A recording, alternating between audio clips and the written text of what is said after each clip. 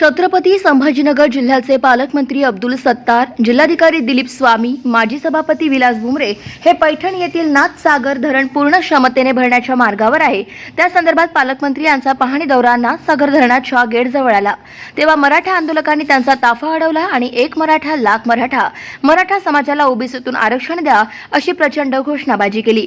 त्या दरम्यान पालकमंत्री अब्दुल सत्तार यांनी आंदोलकांशी चर्चा करत मुख्यमंत्री एकनाथ शिंदे यांनी छत्रपतींच्या चरणापुढे नतमस्तक होत मराठा समाजाला आरक्षण देणार अशी शपथ घेतली आहे आणि ती पूर्ण करणारच अशी त्यांनी ग्वाही दिली। परंतु मराठा आंदोलक यांनी मराठा समाजाला आरक्षण हे ओबीसीतून ते पण 50% आत ही मनोज जरांगे यांची जी मागणी आहे त्या संदर्भात आपल्या पक्षाची भूमिका स्पष्ट करा, तसेच पैठण तहसील कार्यालय येथे कुणबी नोंदी मिळूनही प्रशासनाकडून प्रमाणपत्र मिळण्यास बऱ्याचशा अडचणी येत आहे, त्यावर तात्काळ उपाययोजना करा अशी विचारणा केली। त्यावर पक्षाची भूमिका हे मुख्यमंत्री एकनाथ शिंदे हे सांगतील, तसेच जिल्हाधिकारी दिलीप स्वामी यांना तात्काळ आदेश करत पैठण तहसील कार्यालयाच्या कामाचा आढावा घेऊन कुणबी प्रमाणपत्र मिळण्यास ज्या काही अडचणी येत आहेत त्या तात्काळ दूर करा असे सांगितले आहे। त्यावेळी मराठा आंदोलकांच्या घोषणांनी नाथसागर परिसर दुमदुमून गेला होता।